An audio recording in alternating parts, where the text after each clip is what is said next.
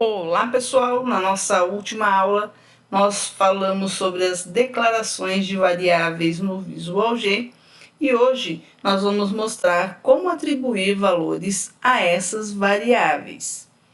Então, primeiramente, vamos às instruções do que nós já fizemos na aula passada. Bom, na semana passada nós declaramos aqui variáveis, uma em cada tipo de dado, para que a gente pudesse utilizá-las dentro do nosso algoritmo, dentro do nosso programa. Hoje a gente vai mostrar como que a gente atribui valores a essas variáveis, beleza? Então, do jeito que elas foram declaradas aqui, se a gente executar o nosso algoritmo, né, dar um F9 aqui, vocês vão ver que vai aparecer aqui essa telinha, né, de fim da execução. Não aconteceu nada no nosso programa, né, mas nós vimos aqui também na semana passada que ele foi declarado, né, cada uma dessas variáveis foi declarada, e como não tinha nenhum valor pré-atribuído aí, né, ele já zera todas as variáveis numéricas. Aqui não fica guardado nenhum valor, né? É um espaço nulo aqui, vazio. E aqui na variável lógica ele sempre vai guardar como sendo um valor falso, como resultado falso, quando a gente declara uma variável do tipo lógico. Beleza. Então vamos entender primeiro como que é feita a atribuição de valores no Visual G. Para atribuir valor a uma variável, né, e entende-se aqui valor, qualquer dado que eu queira armazenar, que eu queira guardar dentro dessa variável. Então, por exemplo, ali na minha variável quantidade aluno, né, se eu quero guardar um determinado número, vamos supor que é a quantidade de alunos de uma sala, né, vamos supor que eu tenha 40 alunos numa sala. Então, para identificar, né, que eu estou atribuindo esse valor, que eu estou guardando esse valor dentro da variável, no Visual G a gente pode fazer isso de duas formas. Ou usando a seta voltada para o nome da variável. Então, para a gente fazer essa setinha, é só digitar aí no teclado o símbolo, né, de menor e o traço, tá? E aí eu ponho o valor que eu quero guardar. Vamos supor que eu queira guardar 40. Então, eu vou guardar o número 40, número mesmo, né?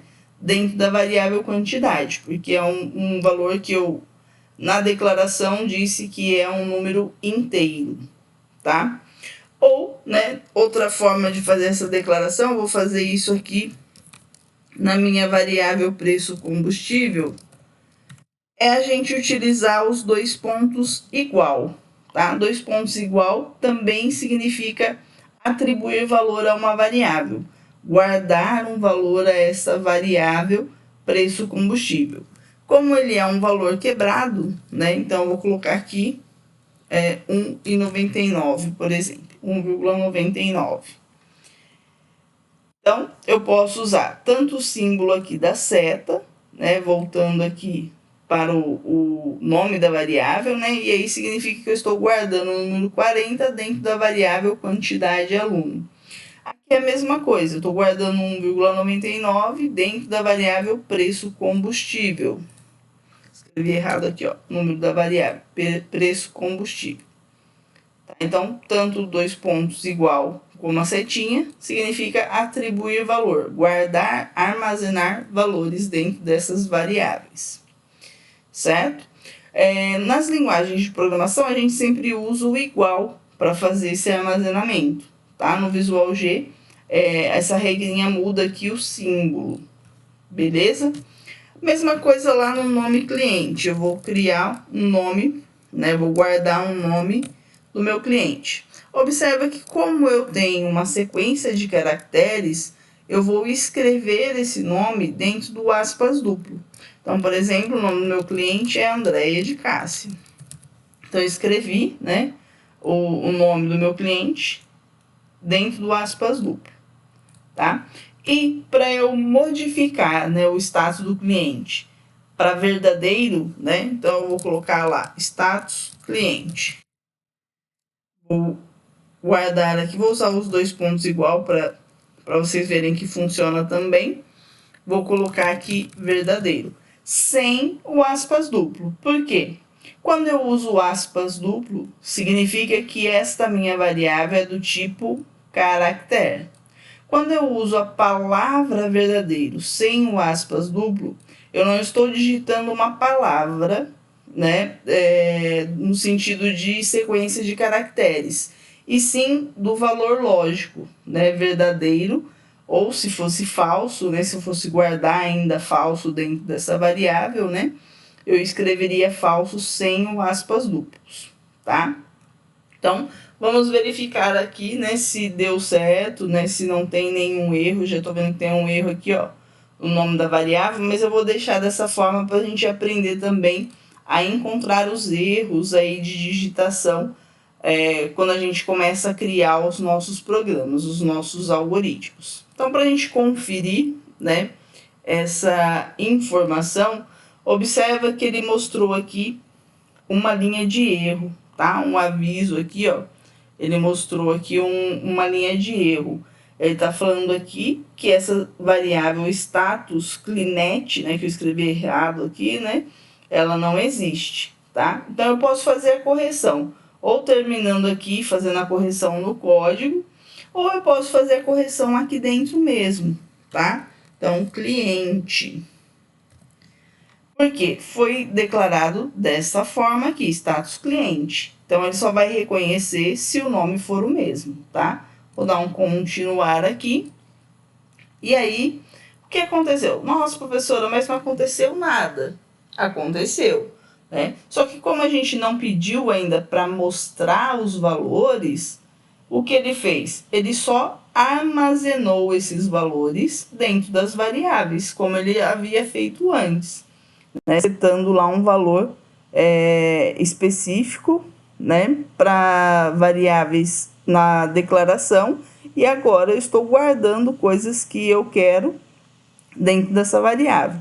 Observe que aqui, né, o preço combustível, ele armazenou somente o número 1. Deixa eu trocar aqui, né, para 1.99 para ver se faz alguma diferença, né, o armazenamento aqui na variável diretamente com o ponto ou com a vírgula. Então, vamos lá. Executei novamente, ó, não aconteceu nada, né, não mostrou, mas agora eu consigo ver que ele consegue guardar também as casas decimais. Então, essa observação ela é muito importante. Quando eu vou digitar um número fracionado aqui no Visual G, ao invés de eu usar a vírgula, como a gente é acostumado na hora de escrever um número com casas decimais, a gente precisa lembrar que na programação, no Visual G, eu tenho que colocar o ponto ao invés da vírgula, tá? Então, aqui ele não é separador de milhar. Esse ponto, ele identifica aí as casas decimais que eu tenho. Então, poderia ser, por exemplo, com mais casas decimais aqui, né? Então, vou executar aqui de novo para a gente ver se, né, ele armazenou essa quantidade de casas decimais. Ó. Verifica que ele armazenou. Então, isso aqui não é 1999, sim 1,999. Beleza? Então, nessa nossa videoaula de hoje, a gente está vendo aqui, né, como que faz para a gente armazenar valores nas nossas variáveis. Então, a gente percebe aqui, né, pela nossa tabela verdade aqui, que as variáveis estão sendo criadas e os valores que a gente vai colocando aqui estão sendo armazenados. Beleza, mas a gente declarou essas variáveis de uma determinada forma. Beleza, mas e se eu não colocar, né, aqui o aspas duplo? O que vai acontecer? Vou executar aqui o nosso algoritmo de novo e observa que aqui, ó, ele encontrou um erro. Ele está falando que a sintaxe está incorreta. Por quê? Para ele identificar que essa sequência aqui do nome da pessoa é uma sequência de caracteres, conforme foi declarado aqui, necessariamente a gente precisa do aspas duplo. Isso é uma convenção aí da linguagem. tá? E isso acontece nas outras linguagens de programação também. A mesma coisa se, ao invés da gente colocar aqui a palavra verdadeiro sem o aspas duplo, eu colocar como aspas duplo, também, né? Porque eu declarei a variável como sendo do tipo lógico e não do tipo caractere. Então, observa aqui, ó, que ele faz essa observação, né? Erro na atribuição de valores. Então, aqui, ó, a variável, né, é lógico e não caractere. Então, se eu estou usando aspas duplas é porque eu quero armazenar caracteres. Então, ele não entende, né, essa mudança, tá? Então, da forma como eu declarei, eu tenho que utilizar, tá? Isso é muito importante, porque se a gente não observa, né, essa informação, né, eu não consigo identificar essa informação na hora de declarar. Isso acontece em outras linguagens também. Na hora de verificar o erro, é importante que eu consiga ler o erro, né? Então, aqui, essa leitura é feita em português. Mas em outras linguagens de programação, essa mensagem de erro vai estar em inglês. Então, é importante que a gente saiba o que está errado ali, tá? Que a gente consiga identificar dentro do nosso código esse erro. Algumas vezes, quando a gente fecha, né, aquela telinha preta de execução, aparece essa linha aqui vermelha, né, e aí a gente não consegue mais, né, algumas vezes digitar. Observa, se eu cliquei aqui e deu certo, né, eu consegui tirar, fazer a correção, beleza. Se não conseguir fazer por aí, vocês podem vir aqui, ó, no algoritmo e parar. Provavelmente ele não vai estar assim esmaecido como está agora, tá? Ele vai estar habilitada essa função aqui. Então, é só clicar aqui em parar, que aí ele some aquela linha lá que ficou ali, né, aparecendo. Beleza? Então, fiz a correção aqui, né, para os tipos de dados corretos, de acordo com o que eu declarei aqui na semana passada. Beleza? Pessoal, por hoje é só, né? Espero que vocês tenham entendido aí essa questão da atribuição de valores. Aqui a gente está atribuindo valores fixos para essas variáveis, tá? Então, significa que esse valor, né, ele não vai ser alterado ou não vai ser digitado pelo usuário, e sim já está pré-atribuído aí através do próprio programa. A não ser que a gente utilize outras variáveis, né, que façam alterações dentro, um outro comando, né, que faça alterações dentro dessas variáveis. Mas isso a gente vai fazer na nossa próxima aula, certo? Então, deixa suas dúvidas nos comentários aí, deixa seu like se esse vídeo te ajudou de alguma forma e nos vemos na próxima aula. Tchau, tchau, abraço!